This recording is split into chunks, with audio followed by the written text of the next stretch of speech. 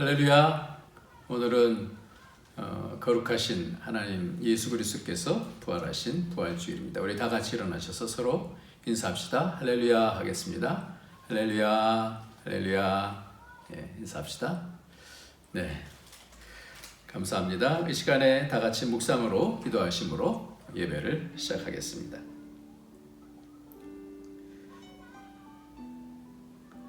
그리스도께서 다시 살아나신 일이 없으면 너희의 믿음도 헛되고 너희가 여전히 죄 가운데 있을 것이요 또한 그리스도 안에서 잠자는 자도 망하였으리니 만일 그리스도 안에서 우리가 바라는 것이 다만 이 세상의 삶뿐이면 모든 사람 가운데 우리가 더욱 불쌍한 자이리라. 그러나 이제 그리스도께서 죽은 자 가운데서 다시 살아나사 잠자는 자들의 첫 열매가 되셨도다. 아멘. 존귀하신 하나님 아버지 감사합니다. 영원한 생명을 우리에게 허락해 주시기 위해서 십자가에 달려 돌아가신 후에 사흘 만에 다시 부활하여 주셔서 영생을 허락하여 주시고 거룩한 은혜를 허락하여 주시니 감사합니다. 이 땅에서 끝날 자들 아니고 영원히 살 자들인데 오늘도 주님의 은혜에 덧입어서 그 새 생명으로 힘있게 승리해 나가면서 살 수 있도록 축복하여 주옵소서. 예수님의 이름으로 기도합나이다. 아멘. 네, 이 시간에는 우리 다 같이 찬송가 부르시겠습니다. 찬송가 170장입니다. 통일 찬송가 16장, 통일 찬송가 16장 170장 내 주님은 살아계셔. 내 주님은 살아계셔 날 지켜주시니 그 큰 사랑 인하여서 나 자유 나의 구원 되신 주님 내 소망 되신 주 항상 나와 함께 계셔 곧 다시 오시리 나를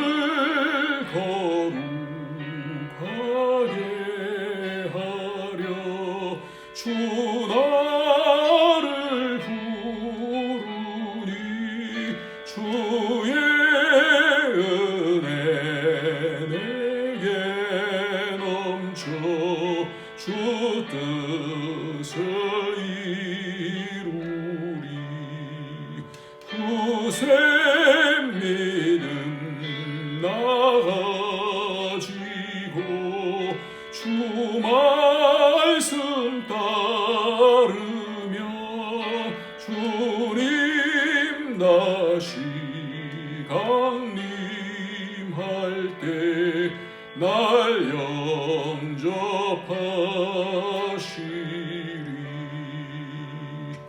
아멘.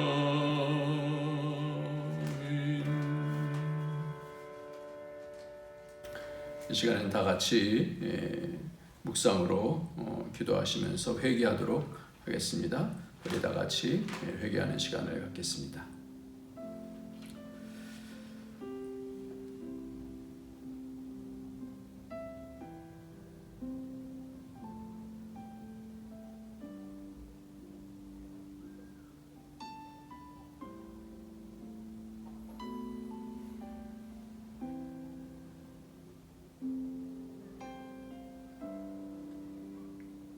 하나님 아버지, 믿음으로 행치 아니하는 모든 것이 죄라 했는데 믿음으로 살지 못한 죄를 오늘도 주님 앞에 내놓습니다.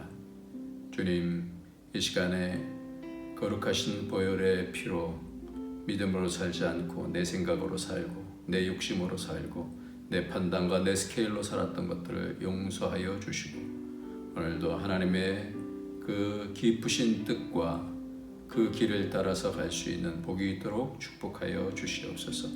오늘도 하나님 마음 알아야 그 뜻 알아야 살겠사오니 예수 그리스도의 보혈의 피로 씻어 주시고 성령으로 인도하여 주셔서 온전한 예배의 길로 하나님 만나는 길로 갈 수 있도록 축복하여 주시옵소서. 예수님의 이름으로 기도합나이다. 아멘. 이 시간에는 하나님 말씀 보도록 하겠습니다. 하나님 말씀은 요한복음 20장 17절 말씀입니다. 요한복음 20장 17절 우리 한 목소리로 다 같이 읽도록 하겠습니다. 시작. 예수께서 이르시되 나를 붙들지 말라. 내가 아직 아버지께로 올라가지 아니하였노라. 너는 내 형제들에게 가서 이르되 내가 내 아버지 곧 너희 아버지 내 하나님 곧 너희 하나님께로 올라간다 하라 하시니. 예수님께서 부활하시고 나셔서 우리에게 주시는 첫 번째 이 메시지가 바로 내 아버지 곧 너희 아버지 내 하나님 곧 너희 하나님께로 올라간다 하라 이렇게 말씀을 하십니다.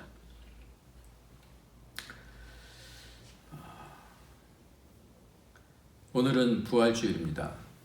이 부활주일 우리가 먼저 말씀 나누기 전에 한번 찬송을 했으면 좋겠어요. 하나님께 영광을 올려드렸으면 좋겠어요. 여러분들 예전에 이 찬양을 많이 불렀었는데 예수 결박 부셨도다 예수 모든 결박 부셨도다 나의 결박 부셨도다 나는 자유해. 이런 찬양을 제가 한번 1절을 한번 부를 테니까요. 2절은 소리 높여 할렐루야 소리 높여 할렐루야 소리 높여 할렐루야 나는 자유해 이렇습니다. 근데 3절을 하나를 더 추가했으면 좋겠어요. 예수 부활하셨도다 예수 부활하셨도다 예수 부활하셨도다 나도 부활해. 이렇게 3절을 해주셨으면 좋겠습니다. 예수 결박 부셨도다 모든 결박 부셨도다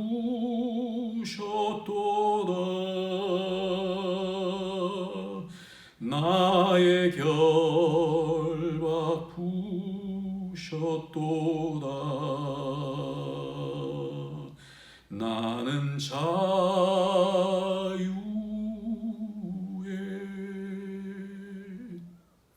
소리 높여 할렐루야 소리 높여 할렐루야 소리 높여 할렐루야 나는 자유해.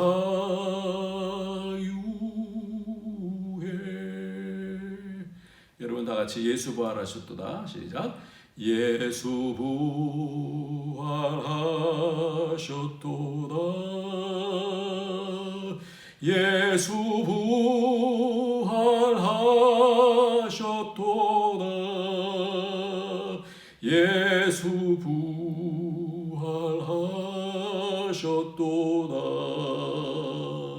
나도 부활해.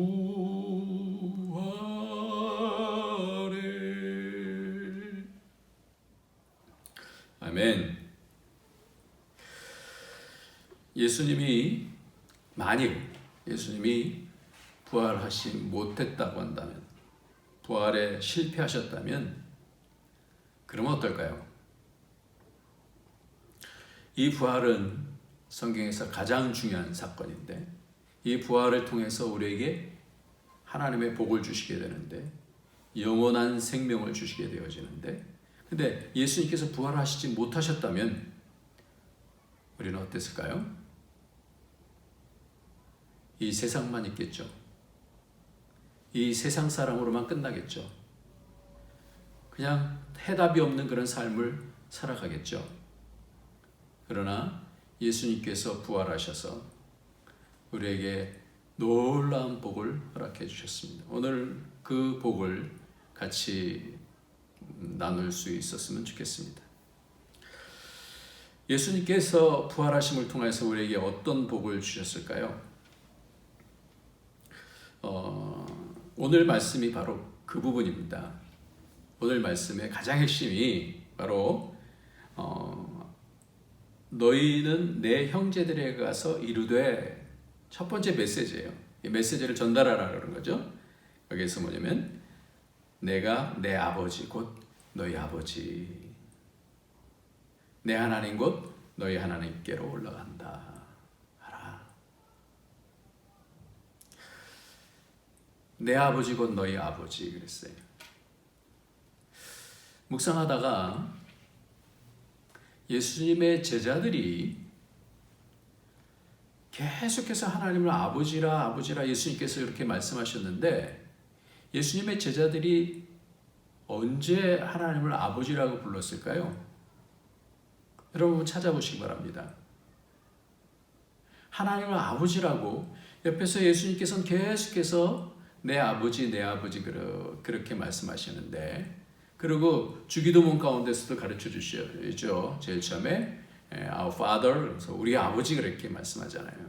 하나님은 우리 아버지다 이렇게 말씀하시잖아요. 산상수훈에서도 가장 핵심은 그거라고 말씀을 드렸습니다. 내 아버지가 곧 너희 아버지고 너희 아버지가 곧 우리 아버지다, 이 말씀을 그렇게 말씀해 주셨는데, 그런데 제자들은 마태, 마가, 누가, 요한복음을 다 봐도 이 제자들이 아버지다라고 그렇게 말씀하지 못해요. 그런 내용이 없어요. 그 예수님께서 부활하시고 나셔서 다시 이 메시지를 전달하잖아요. 부활하시고 나셔서 첫 번째 이 메시지는 굉장히 중요한, 예수님께서 이 땅에 오셔서, 인자로 오셔서 십자가에 달리시고 고난받으시고 그리고 사흘 만에 다시 부활하셔서 하신, 승리하신 첫 번째 메시지는 예수님께서 이 땅에 오신 그 목적을 말씀하는 거란 말이죠. 근데 같이 있었던 제자들은 아버지라고 하나님을 고백하지 못해요. 그런데 그러기 때문에 지금 예수님께서 내 아버지 곧 너희 아버지 이렇게 말씀합니다. 언제 하나님을 아버지라고 이렇게 고백하는지 한번 성경을 한번 같이 찾았으면 좋겠습니다. 예수님께서 부활하신 다음에 어디서요? 베드로의 설교에서 나와요. 한번 봅시다. 사도행전 2장입니다. 사도행전 2장 바로 그 뒤에 있겠죠. 바로 예수님께서 부활하시고 나셔서 승천하시면서 그러면서 성령을 보내주시겠다 이렇게 말씀하시고 오순절날 성령께서 임하시잖아요. 오순절날 성령이 임해서 성령의 충만함을 입고 나서야 처음에 베드로가 하나님을 아버지다 이렇게 고백을 하는 내용이 나옵니다. 정확하게 그것을 이제 인용하는데 어떤 내용을 하면서 인용을 하는가 한번 봤으면 좋겠습니다. 사도행전 2장 29절입니다. 29절. 사도행전 2장 29절 설교를 하는 거예요. 베드로가 오순절 설교를 하는데 이렇게 설교를 하는 거예요.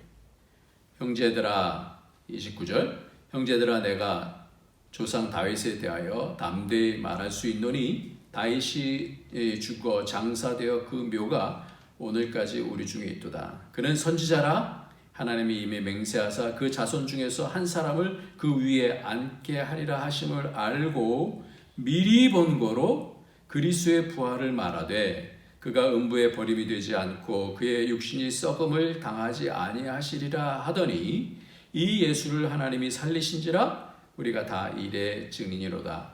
하나님이 오른손으로 예수를 높이심에 그가 약속하신 성령을 아버지께 받아서 너희가 보고 듣는 이것을 부어주셨느니라 이렇게 말씀하고 있어요.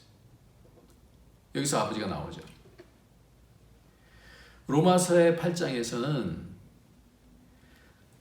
성령으로 하지 아니하고는 성령으로만 오직 우리가 양제형을 받았으므로 아빠 아버지라 부른다 그렇게 얘기해요.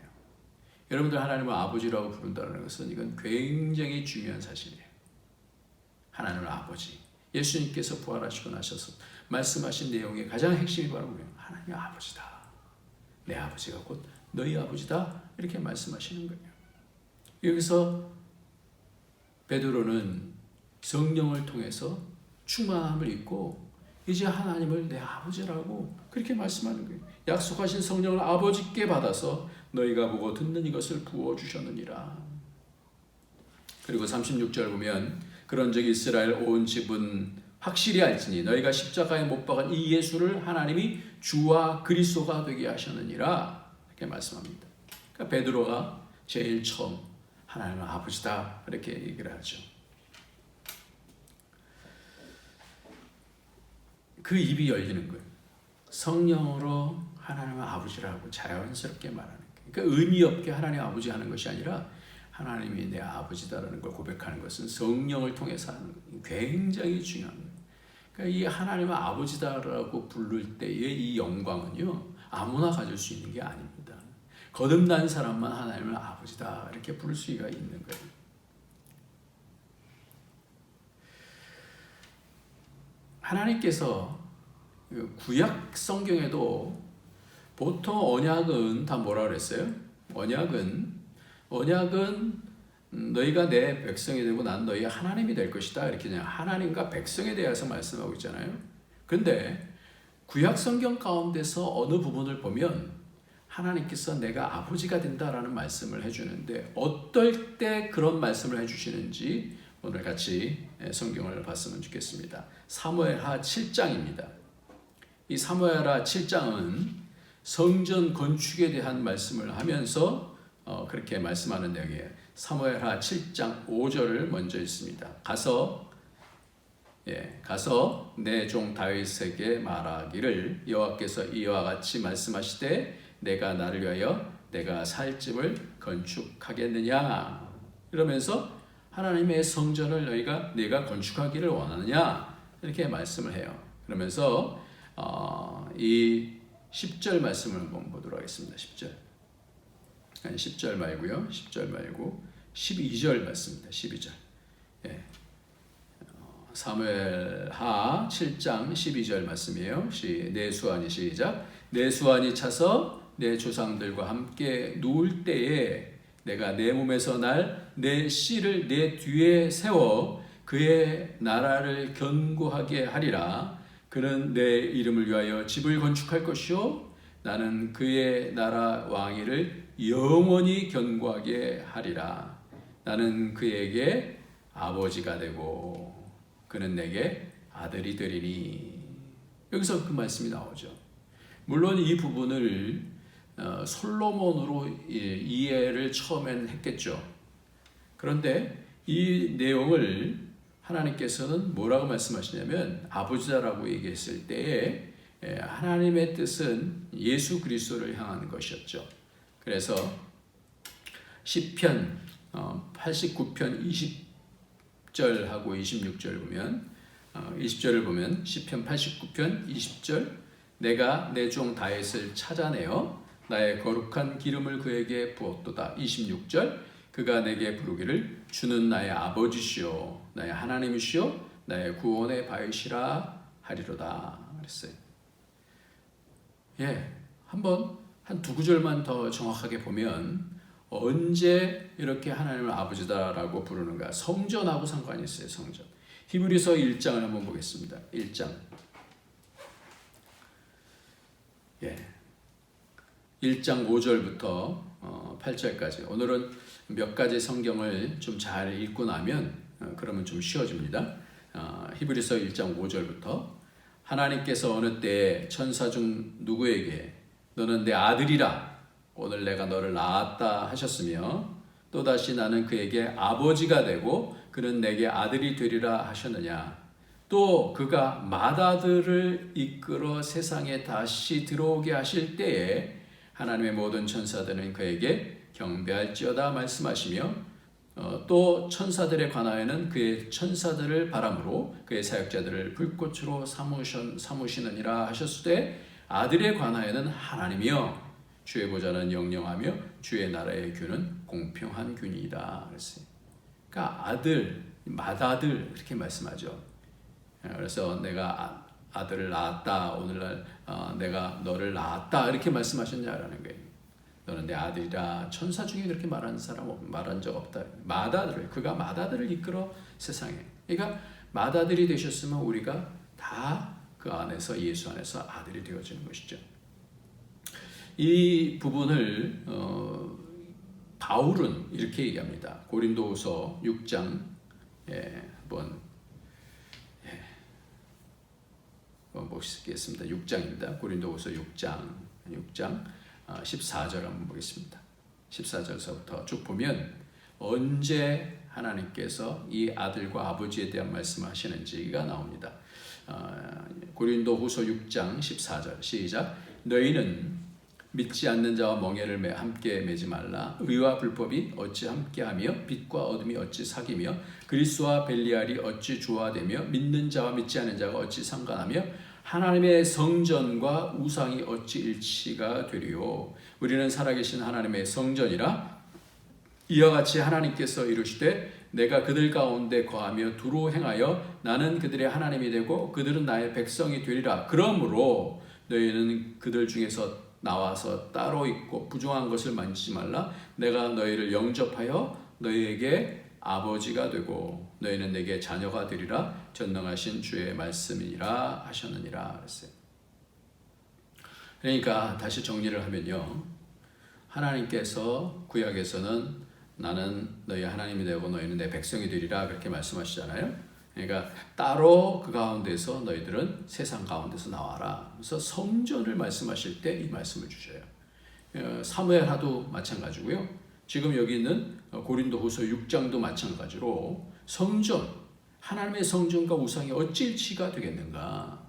이 성전을 말씀하시면서 뭐라고 해요? 그가 따로, 너희는 세상에서도 따로 있어라. 부정한 것을 만지며 거룩하게 된 거룩한 성전이 되어갈 때에 뭐라 그래요? 내가 너희에게 아버지가 되고 너희는 내게 자녀가 되리라. 전능하신 주의 말씀이라 하셨습니다. 바울은요, 그 성경을 보면은 계속해서 다른 제자들은 그렇게 많이 같이 다닐 때 못 썼는데 이제 예수님의 부활 후 만났으니까 계속해서 하나님 아버지, 하나님 아버지, 하나님 아버지 이렇게 나와요. 그러니까 마태, 마가, 누가, 요한복음에는 그런 말씀이 없어요. 근데 그 뒤로 가면서 이 제자들이 하나님을 아버지라 그렇게 말씀하는 거예요. 그러니까 이 내용을 보면 구약에서도 사무엘 하에서도 바로 다윗을 통해서 다윗의 그 위를 통해서 오시는 예수 그리스도를 생각하시면서 내가 너에게 아버지가 되겠다. 내가 너를 낳았다. 맏아들로 다시 낳았다. 그렇게 말씀하십니다. 이 내용이 성경에서 가장 중요한 내용이에요. 성경의 처음부터 마지막까지 하나님께서 그 잃어버린 아들을 다시 예수 그리스도를 통해서 다시 찾는 것. 그래서 예수님께서 십자가에 달리시고 부활하시면서 첫 번째 마디가 내 아버지 곧 너희 아버지. 그러니까 하나님의 패밀리가 되는 예수의 부활은요, 가장 큰 복은 뭐냐면요, 하나님의 패밀리가 되는 거예요. 하나님이 내 아버지가 되시는 거예요. 어떨 때? 거룩한 성전이 되어갈 때, 친밀해질 때, 거룩한 백성으로 먼저 삼으시고 성령으로 그 입에서 하나님을 아버지라 부르게 하신다는 거예요. 왜 이것이 중요합니까? 예수께서 부활하시나요? 왜 이 말씀을 하십니까? 왜 그랬어요? 이제는 죄와 사망의 권세에서 이기신 거예요. 그러니까 이기신 자로서 이제는 맏아들로서 예수 그리스도를 믿는 모든 자들을 그 안에서 어떻게 해요? 아들 되게 하셨다라는 거예요. 이제는 성령으로 부활의 첫 열매, 이 날짜를 잘 따져보면요, 예수님의 부활이 초실절, 그러니까 첫 열매 나는 그 초실절 날 부활하셔요. 놀랍죠? 예수님께서 정확하게 유대의 그 원력을 따라서 양 잡으시는 날, 양 잡는 날에 예수님께서 십자가에 달려 들어가시고요. 그리고 초실절 날 예수님께서 부활하셔요. 그래서 부활의 첫 열매가 되셨다. 고린도전서 15장에서 그렇게 말씀을 하고 있습니다. 그래서 그 예수님께서 부활하신 다음에 우리는 제자들도 못해요. 왜? 그게 쉽게 되는 게 아니거든요. 성령께서 내 안에 오셔야 하나님은 아버지다. 그러니까 아버지다라고 부른다는 것이 얼마나 강력한 것인지 압니까? 지난번에 한번 그 어떤 내용을 보니까 손지창이라고 하는 그 사람이 평생토록 그 상처를 안고 있는 거예요. 아버지가 아닌 거예요. 그래서 중학교 3학년 때 알고 굉장히 힘들어했다고 그러더라고요. 아버지한테 대학교 처음 들어가서 대학교 등록금 내주셔야 되지 않느냐 그랬더니 딱 거절해버렸다는 거예요. 근데 하나님께서 뭐예요? 네가 내 아들이다. 거절하지 않으시고 우리를 받아주시면서 우리를 다 예수 그리스도 안에서 아들로 받으신다는 거예요. 이게 부활의 가장 큰 복입니다. 영화로우신 주님께서 당신의 자녀를 붙드시고 이제는 영광스럽게 가시겠다. 사단은 이것을 감추어서 그 능력을 잃게 하여서 거짓을 말하고 속이고 광명한 천사처럼 잘해주는 것처럼 보이죠. 신천지가 모략이라고 하면서 거짓말로 사탄의 자녀가 되게 하는 것 아닙니까? 왜? 이것을 모르게 하는 거예요. 하나님의 자녀인 것을 모르게 하는 거예요. 한 젊은 대학생이 졸업할 때가 되었습니다. 평소 믿음도 신실했고 마음도 선해서 예수님을 잘 믿는 사람 같았어요. 대학을 졸업하면서 큰 비전과 큰 꿈과 비전을 가졌던 학생이었습니다. 그런데 갑자기 몸이 점점 기운이 빠져가는 거예요. 병원에서 검사를 했는데 근육 무력증이라는 불치병에 걸린 거예요. 이 병은 갈수록 근육에서 힘이 빠져서 나중에는 누워 죽는, 말라 죽는 그런 병이에요. 그럼 한번 생각해 보세요. 이제 막 파란 꿈을 가지고 세상에 나가서 기계를 펼쳐보기도 전에 이러한 병에 걸린 거예요. 연필조차 들기 힘들 정도로 그렇게 되어졌어요. 이 형제가 방 안에 갇혀 절망 속에서 하나님께 간절히 기도했어요. 아버지, 1년, 2년, 3년이 지나고 주님으로부터 아무런 반응이 없었어요. 그 와중에 조금이라도 기운이 날 때면 길을 쓰고 책을 읽고 신문을 스크랩하면서 시간을 보냈어요. 계속 포기하지 않고 기도하면서 집안에서 반복적인 삶을 사는 중에 5년이 지나갈 무렵에 하나님이 기적적으로 치료를 해주셨어요. 이제 그 어두운 터널을 다지고 성공한 후에 이 형제는 이렇게 고백했습니다. 왜 하나님께서 이런 불필요한 것처럼 보이는 어려운 상황을 주셨을까 곰곰이 생각해 보았습니다. 그때 저는 하나님께서 저에 대한 놀라운 계획을 가지고 계셨고 그 일을 위해 저를 준비시켰다는 사실을 깨닫게 되었습니다. 성공적인 기업 경영을 하기 위해서 꼭 필요한 준비가 두 가지가 있는데 하나는 기업을 하나님의 뜻대로 정직하게 경영할 수 있는 신앙의 준비요. 또 하나는 다방면에서 많은 사람들이 이끌어갈 수 있는 광범위한 지식을 준비하는 것입니다. 그런데 하나님은 병석에 있을 저에게 두 가지를 준비시켜 주셨다는 것을 깨닫게 되었습니다. 5년 동안에 읽었던 책과 모든 자료들이 그 후 10년 동안 회사를 경영하는데 꼭 필요한 기본적인 재산이 되어졌습니다. 질병도 그것이 죄로 말미암지 않았다면 하나님은 귀한 은혜인 것을 다시 한번 깨닫고 있습니다. 하나님이 주신 모든 것은 귀한 것입니다. 질병이든 실패든 성공이든 하나님이 주신 거면 그것은 귀한 것입니다. 장애물은 하나님의 뜻 안에서 훌륭한 기회가 됩니다. 이분이 누구예요? 이랜드 박성수 회장님. 아버지를 알고 거룩하게 살려고 몸부림치는 기업인, 정직한 기업입니다. 예수님께서 왜 성전을 처음 사역하실 때 처음과 마지막에 왜 청결케 하셨습니까? 바로 하나님의 백성은 거룩해지면 그 안에서 아들로서의 능력이 나가기 때문에 그래요. 그러니까 성전을 말씀하시면서 그 아들의 사역은 뭐예요? 정결케 하는 거예요. 정결케 하는 사역이에요. 우리가 점점 시간이 가면 갈수록 우리가 더욱 정직해지고 하나님 앞에서 두렵고 떨림으로 하나님의 경외함을 통하여서 그 거룩한 모습으로 나가는 겁니다. 세상의 성공이 다가 아니잖아요. 그 거룩한 모습으로 성전되어 갈 때 하나님께서 당신이 나의 아버지가 되어주신다는 것을 말씀하고 있는 겁니다. 왜 이 시대에 크리스천은 많은데 왜 점점 그 능력은 상실되어 가고 있을까요? 왜 그래요? 세상에 빠져서 그 스케일로 그것이 전부다라고 그러니까 신앙과 생활의 그 스케일이 신앙에 묶여 있는 것이 아니라 세상 속에 있는 스케일에 묶여 있다 보니까 세상적인 논리에 묶여 있다 보니까 그것이 힘든 거잖아요. 요즘 인생은 바로 이런 훈련이다라는 생각을 참 많이 하게 되어져요. 이제는 삶 속에서 이제 배수진을 치는 겁니다. 왜? 사람의 능력으로 되는 게 아니니까.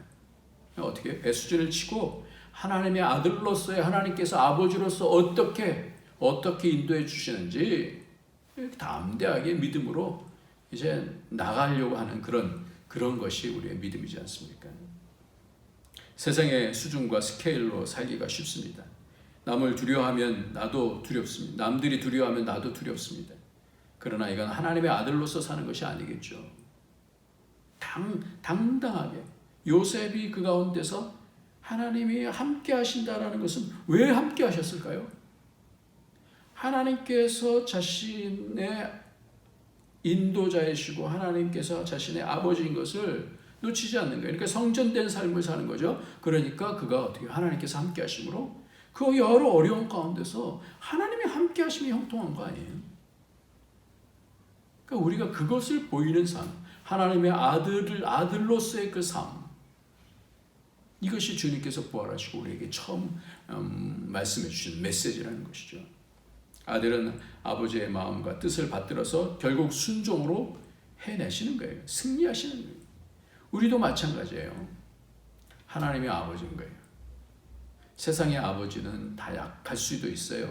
다 약하죠. 그러나 하나님의 아버지께서는 능력이 있으신 분이라는 겁니다.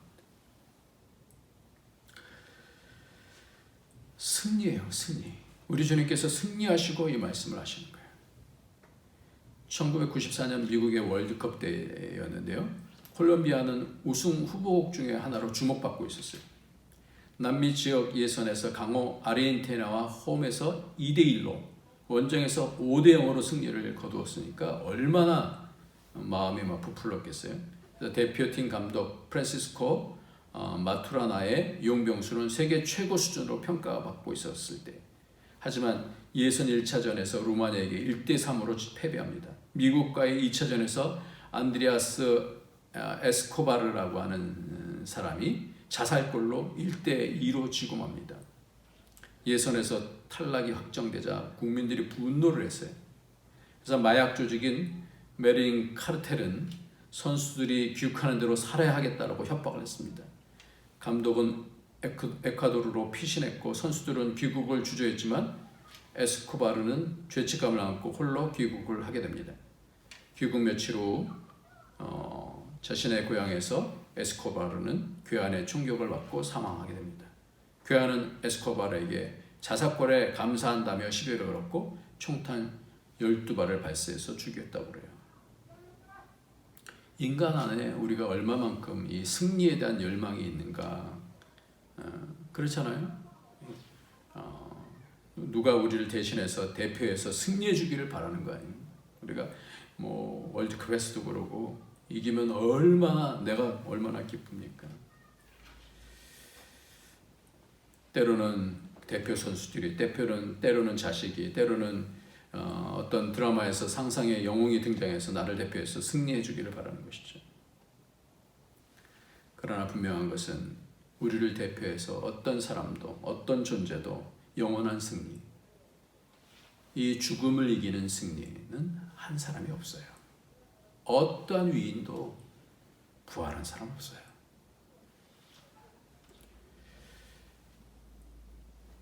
세상에서 승리 한두 번 할 수 있겠죠. 그러나 영원한 승리한 분은 오직 예수 그리스도. 그러니까 우리에게 복음이 되는 거예요. 우리는 이 땅을 살면서 죽음에 대해서 이길 수 있지 않습니까? 참 믿음을 가진 사람들은요, 죽음에 대해서 이기는 거예요. 죄에 대해서 이기는 거예요. 점점 성전이 되어가는 것이죠. 왜 그래요? 예수님께서 첫 열매로 이기셨으니까. 여태까지 이긴 사람이 없었어요. 예수님께서 이 땅에 오셔서 이기신 거예요. 세상도 그렇게 승리를 갈구하지만 그런 승리는 세상에서 승리이고 영원한 승리, 이것이 바로 오늘 부활주의입니다.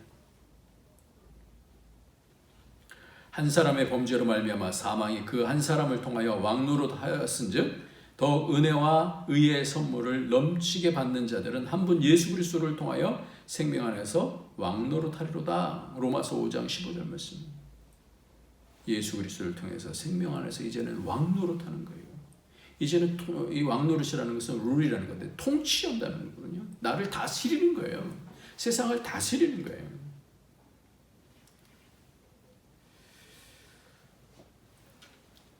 고린도 전서 5장 20절에 그러나 이제 그리스도께서 죽은 자 가운데서 다시 살아나사 잠자는 자들의 첫 열매가 되셨도다. 사망이 한 사람으로 말미암은즉 죽은 자의 부활도 한 사람으로 말미암는도다. 아담 안에서 모든 사람이 죽은 것 같이 그리스도 안에서 모든 사람이 삶을 얻으리라. 고린도 전서 15장 20절부터 22절까지 말씀. 사단은 우리를 무너뜨리려고 하죠. 깹니다. 그러나 예수님께서는 우리를 승리케 해주신 거예요. 사단을 이기고 죽음을 깨뜨리고 우리에게 영원한 생명을 주신 날이 바로 이 부활입니다. 왜 이 승리가 복됩니까? 왜 이 승리가 내 인생에 가장 큰 의미가 있습니까? 왜 그래요? 나도 승리할 수 있다는 거예요. 내 아버지가 누구이기 때문에? 내 아버지가 하나님이시니까요. 그 은혜를 주시기 위해서 죽음을 감당하시고 승리하셔서 우리 주님께서 부활하셨기 때문에 그래서 나로 하여금 하나님을 나의 아버지라고 부를 수 있고 그때 하나님은 아버지로서 어떻게 일하시겠다라는 겁니다. 여러분들 자식이 병이 걸리면 얼마나 마음이 아픕니까? 신음하고 있으면 육신의 아버지도 한숨에 달려가지 않습니까? 우리 하늘의 아버지는 어떠하시겠어요? 그러니까 예수님께서 부활하시고 승리하시면서 첫 번째 말, 내 아버지가 바로 너희 아버지라는 것은 나를 승리하게 하셨으면 너희도 승리하게 하시겠다라고 하는 그런 약속입니다. 약속. 얼마나 보입니까? 할렐루야. 왜 우리가 성전되어 갑니까? 그 은혜를 담아나가기 위해서요. 사무엘 하에도 그렇고 아까 읽었었던 그 고린도후서의 말씀에서도 그렇고요. 성전에 대해서 말씀해요. 성전을 말씀하면서 우리가 세상하고 짝하는 사람이 아니라는 거예요. 점점 거룩해져야 능력의 아들로서 쓰는 거예요. 그 거룩한 가운데서 하나님께서 우리를 도우실 수 있다는 거예요. 그러니까 정말 어려워도 가장 중요한 것은 뭐예요? 우리가 거룩해지면 하나님의 능력으로 우리를 도우신다는 거예요. 언제 우리를 도우셔요? 우리가 점점 세상과는 다른 차원이 다른 그런 하나님의 아들로서 당당하게 살 때 주님이 달려오신다는 겁니다. 하나님의 관심은 어디에 있을까요? 어떤 글이 있는데요. 미국 시골의 통나무집에 한 병약한 남자가 살았습니다. 그 집에는 큰 바위가 있었는데 그 바위 때문에 집 출입이 너무 힘들었어요. 어느 날 하나님이 꿈에 나타나서 말씀하시는 거예요. 사랑하는 아들아, 집 앞에 바위를 매일 밀어라. 그때부터 그런 힘을 가지고 바위를 매일 밀었습니다. 8개월이 지났어요. 점차 자신의 꿈에 회의가 생겼어요. 이상한 생각이 들어서 바위의 위치를 자세히 측량해 봤어요. 그 결과 바위가 1인치도 옮겨지지 않은 것을 발견했어요. 그는 현관에 앉아 지난 8개월 이상 헛수고가 원통해서 엉엉 울었어요. 바로 그때 하나님이 찾아서 그 옆에서 앉으면서 말했습니다. 사랑하는 아들아, 왜 그렇게 슬퍼하니? 말했어요. 하나님 때문입니다. 하나님 말씀대로 지난 8개월 동안 희망을 품고 바위를 밀었는데 바위가 전혀 옮겨지지 않았습니다. 하나님이 이렇게 말씀하십니다. 내가 내게 바위를 옮기라고 말한 적이 없단다. 그냥 바위를 밀라고 했을 뿐이야. 이제 거울로 가서 내 자신을 보렴. 거울로 막 달려갔어요. 근데 거울을 보니까 자신의 변화된 모습에 깜짝 놀라는 거예요. 거울에 비춰진 남자는 병약한 남자가 아니라 근육질의 남자가 되어졌어요. 동시에 어떤 깨달음이 스쳐갔습니까? 지난 8개월 동안 밤마다 하던 기침이 없었구나. 매일 기분이 상쾌했고 잠도 잘 잤지. 하나님의 계획은 바위의 위치를 변화시키는 것이 아니라 그를 변화시키는 것이었어요. 그의 변화는 바위를 옮겼기 때문이 아니라 바위를 밀었기 때문에 생기는 거예요. 마찬가지예요. 우리가 이 땅에서 하나님의 말씀을 따라서 순종하고 기도하고 하면 하나님께서 우리를 어떻게 해요? 도우시는 거예요. 하나님께서 우리를 강하게 하시는 거예요. 어디다 관심과 초점을 둬야 되냐 말이에요. 어디다 관심과 초점. 하나님의 관심은 우리에게 있습니다. 세상 변화시키는 것보다 중요한 것은 우리에게 있어요. 우리가 거룩해지면 세상이 변하게 되는 거예요. 이 땅의 어려움도 세속의 더러움도 우리가 거룩해지고 영광스러운 아들이 되어지면 그럼 우리가 세상을 이겨나갈 수 있는 것이죠. 요즘 그리스도라는 뜻은 기름 부음 받았다는 거잖아요. 이 그리스도 기름 부음에 순서가 있다는 생각이 들었어요. 그 성경을 준비하면서 영상을 준비하면서 매일마다 준비하면서 이렇게 봤더니 사람들이 당신이 그리스도이면 막 그러면서 능력을 행해 보시오. 자꾸만 그런 얘기를 해요. 그러니까 예수님께서 사역하실 때 가장 핵심은 당신이 그리스도입니까? 이 물음이었었어요. 그 뭐예요? 능력을 행하라는 거 아니에요? 능력을 행하라는 거? 세상은 내가 그리스도냐? 십자가 고난 중에서도 그렇게 물으면서 조롱했어요. 능력으로 뭔가 해보라는 거예요. 그럼 내가 믿어줄게. 이런 거예요. 근데 주님은 그렇게 행하시지 않았어요. 주님께서는 그리스도의 순서를 보여주시는데 먼저는 선지자로서 하나님을 경외하고 하나님의 친밀하심 가운데 하나님의 뜻을 이 땅에서 묵묵히 순종하는 그런 삶을 사셨어요. 그게 기름 부음의 첫 번째더라고요. 그래서 그리스도인의 순서가 그리스도의 순서가 있다는 거예요. 아버지께서 일하시니 내가 일한다. 하나님의 뜻을 그대로 받아서 철저하게 순종하는 거예요. 남 눈치 보지 않냐고 아버지의 뜻을 그대로 나타나시는 거예요. 그 다음에는 뭐예요? 그 다음은 대제사장과 제물이 되어져서 당신을 희생하면서 유월절 어린 양이 되어주시지 않습니까? 그렇게 섬기셨어요. 희생하셨어요. 묵묵히 하나님의 뜻을 따라서 순종하면서 당신을 희생하셨어요. 그리고 부활하셔서 어떻게 해요? 왕으로서 다스리시는 거예요. 그러니까 세상은 메시아가 오면 그리스도가 오면 왕으로서 뭔가 이 로마의 압제에서 없애주기를 원하는 그런 마음이겠지만 그리스도는 그렇게 세상을 변화시키지 않으셔.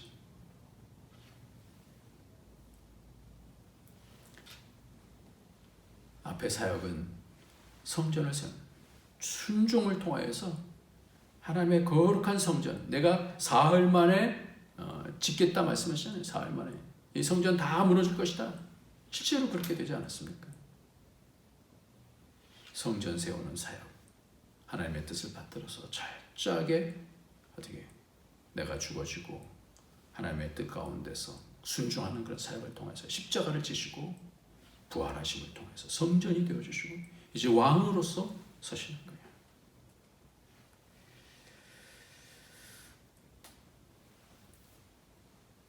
인격이 되지 않은 사람이 왕이 되면 어떻겠습니까? 얼마나 혼란스럽겠습니까? 우리도 마찬가지예요. 하나님 이 일 해결해 주세요. 능력으로 뭔가 해주세요. 하나님께서 들어주시죠. 그러나 하나님의 목표는 어디 있어요? 우리가 하나님의 아들 되어가는 겁니다. 그래서 아들로서 열심히 하나님께서 하라는 걸 순종하는 거예요. 묵묵히 이겨나가는 거예요. 요셉처럼 하나님께서 주신 그 꿈을 붙잡고 선하신 하나님의 그 나를 이리 보내신 것은 당신들이 아니요 하나님이십니다. 하나님은 선하십니다. 그렇게 성전으로 세워져 가면 그럼 하나님께서 당신의 때에 우리를 능력 있는 자로서 이 땅에 하나님의 아들들의 형상으로 만드셔서 이 땅을 변화시켜 주시는 줄 믿습니다. 성경은 그 능력이 거룩이라고 말씀하는데 디모데전서 4장 5절에는 하나님의 말씀과 기도로 거룩하여짐이라 그랬어요. 거룩이 능력이에요. 거룩이 하나님의 아들의 가장 내가 거룩하니 너희도 거룩하라. 주님 그 말씀을 하시는 거예요. 그래서 매일 바위를 미는 것처럼 말씀과 기도를 쉬지 않을 때에 영적인 근육이 붙어서 세상을 이기고 마귀를 이기는 권세가 있는 아들이 될 줄 믿습니다. 신앙은요, 믿음이라는 것은 하루아침에 되는 게 아니더라고요. 꾸준히 한번 탁 크게 깨달아서 되는 것도 아닌 것 같아요. 그 깨달음이 내 삶 속에서 내 것이 되기 위해서는, 하나님께서 하나님의 아들의 능력으로 행하기 위해서는 그 하나님 앞에 하루하루 순종하면서 하나님의 뜻, 하나님 앞에 점점 가까이 가고, 그리고 하나님께서 말씀해 주신 것을 끝까지 순종할 때 하나님께서 아들의 권세 있는 다스림을 우리에게도 주시는 줄 믿습니다. 저와 여러분이 이 부활절에 그 꿈을 꾸고 다음 부활절에는 더 귀한 성전으로 세워지는 복이 있으시기를 예수님의 이름으로 축원합니다. 아멘. 기도하겠습니다. 존귀하신 하나님 아버지, 감사합니다. 하나님께서 이 부활절날 주님께서 승리하시고 우리에게 내 아버지 곧 너희 아버지, 내 하나님 곧 너희 하나님께로 올라간다 하라 메시지를 전해주셨습니다. 그 메시지의 뜻이 무엇인지, 우리가 어떻게 하나님의 아들로 이 땅에서 세워지는지 하나님 잘 알고 순종하고 하나님의 가까이 나가는 그 은혜를 통하여서 하나님의 능력을 체받을 수 있는 그런 복이 있도록 주님 축복하여 주시옵소서. 예수님의 이름으로 축복하며 기도합나이다. 아멘. 이 시간에는 찬송가 167장입니다. 167장 찬송가 167장입니다. 즐겁도다 이날, 세세할 말, 사망 권세 깨고 하늘이 열려.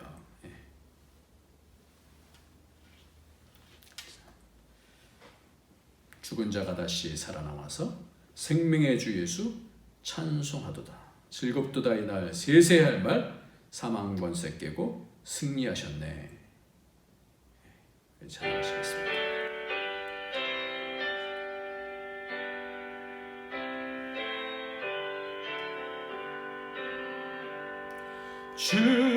즐겁도다 이날, 세세의 할 말, 사망 권세 깨고 하늘이 열려, 죽은 자가 다시 살아나와서 생명의 주 예수 찬송하도다. 즐겁도다 이날, 세세의 할 말, 사망 권세 깨고 승리하셨네. 부활하신 주님 나타나시니, 천지 만물 모두 새 옷 입었네. 꽃은 만발하고 잎이 우거져 승리하신 주를 찬송하도다. 즐겁도다 이날, 세세의 할 말, 사망 권세 깨고 승리하셨네.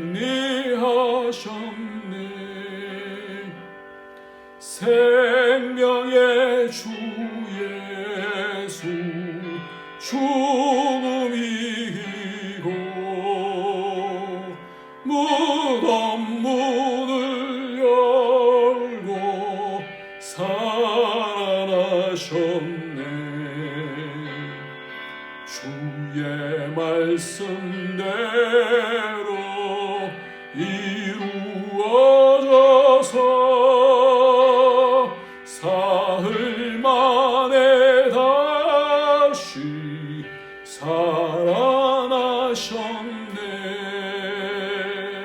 즐겁도다 이날, 세세의 할 말,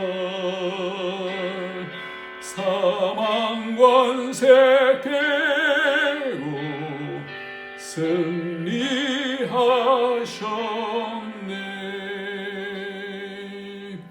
아멘.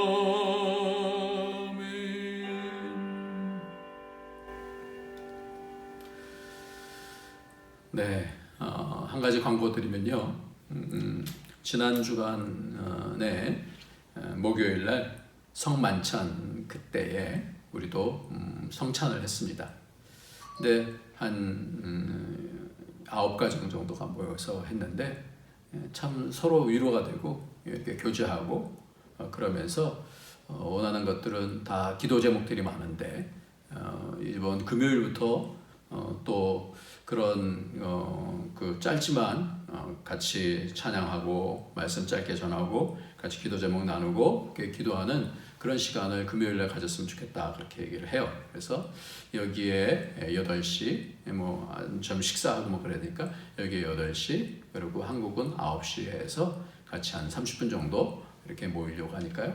여러분들 유튜브 사용하는 방법을 알려드렸으니까 유튜브가 아니라 줌 사용하는 방법 알려드렸으니까 줌을 통해서 한번 같이 만나고 같이 교제하는 그런 시간을 갖도록 하겠습니다. 기도하겠습니다.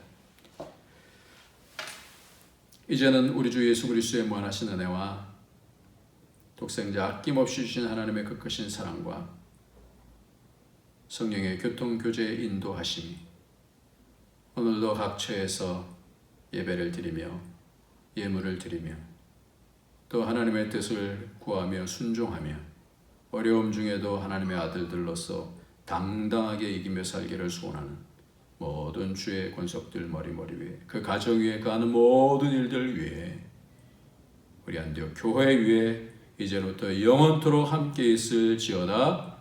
아멘.